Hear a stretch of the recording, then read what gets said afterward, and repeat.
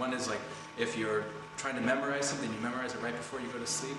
You go to sleep, you wake up, and you address it again, and it's really in there because your brain has been mulling it over throughout the night. And then the other is if you're, sometimes those moments before you've actually really gotten up out of bed, before you've really opened your eyes for good in the morning, or sometimes when you have really some very creative thoughts. 2 Sanskrit words, yoga, meaning unity, or like harmony, and Nidra meaning sleep. So it's sleep yoga.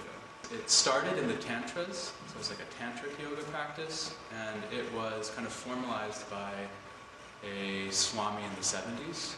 It is a more esoteric yoga practice. It's not physical in the sense that you're moving your body around, but it's really a mental practice. And so it's starting to pay more attention to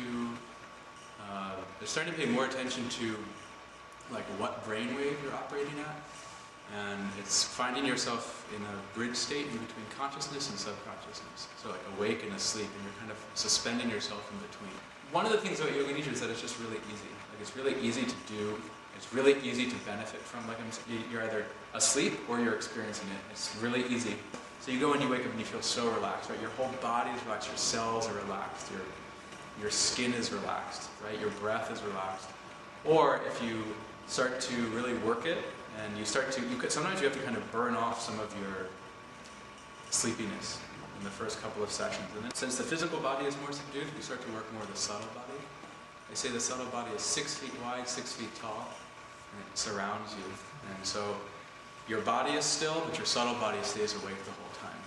And even if you're coming in and out of consciousness, which you start to kind of track throughout the practice, the subtle body is paying attention the whole time, is learning. Like yoga, if you think about the poses and the breathing and the meditation, it's all a way to overcome the obstacle of the mind. Right? It's to kind of not even like detach from the mind, but just subdue the mind and to control the mind.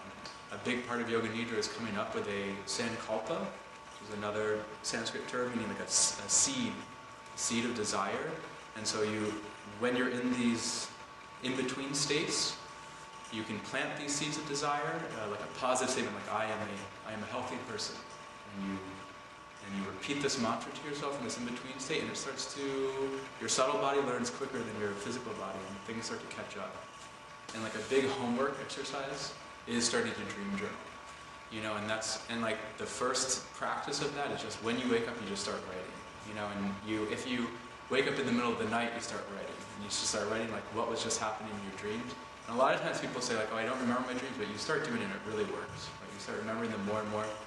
And I think the potential there is not even just to like see what crazy dreams you're having, but as you start to become more aware of your dreams and you combine that with practicing Yoga Nidra, with like really practicing being conscious of as you're moving in between these different functions of your brain, you start to control your dreams more, And so for spiritual yogis, that means that they are able to go to sleep and meet their gurus or meet their, their spiritual masters. And for people who are more interested in sensual pleasures, it's unlimited there too. You can have a lot more control over your dreams, and you start to really relate to what you do in your dreams. Some very important teachers have been like Emerson, the Transcendentalist, or I was really interested in college in phenomenology, so like Merleau-Ponty, which is like really thinking about how you see the world, how you move through the world, who's really responsible for creating what we see. Emerson was interested in being able to blur the lines between nature and himself, in nature, right? In this text, nature, he talks about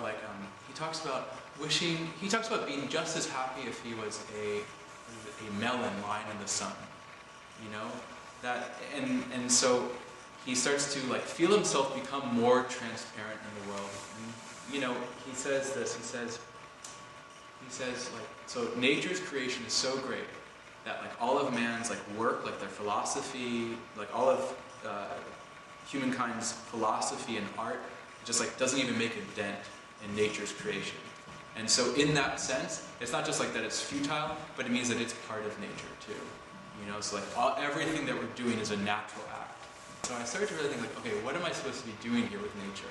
Like how, you know, before it was enough for me to just look at nature, but now, there has to be something, there has to be some other way for me to interact with it, right? So you look at the mountains and you think, okay, I'll climb the mountain. Then you climb the mountain, you can't see the mountain anymore, and you're just in a forest that's pretty similar to the other forests that are either on a mountain or on the ground.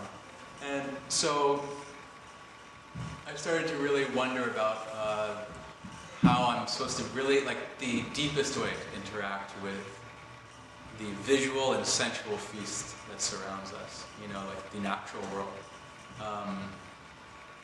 You know, maybe it's like easy with the ocean because you can go swim in the ocean and there's just like nothing like that, right? Like you can, and I think probably what happens there is that there is enough, the ocean is so strong that it inspires like respect in you so quickly. And I think like, I haven't totally fleshed it out, but I think that's the conclusion, is that like what needs to happen for me to interact with the mountain is not to climb it or just look at it or dig a hole through it or live on it, maybe. I mean, maybe if you live on it, it'll get you here. But I think you have to learn to respect the mountain, right? I think you have to like kind of start to like,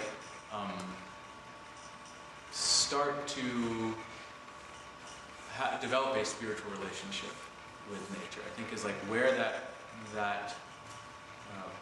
where the sensual experience of just looking at something, when that started to fall short a little bit, I think that that's the next step, is to start to develop respect for what you're looking at rather than just like the greediness that I felt before when I was younger, just looking and just like eating it all up. You know, as you want to be more active in that process of not just looking, but you know, but really creating for a good reason, then you don't want to just like let the world go by you in front of your eyes. You want to start to be able to create things around you.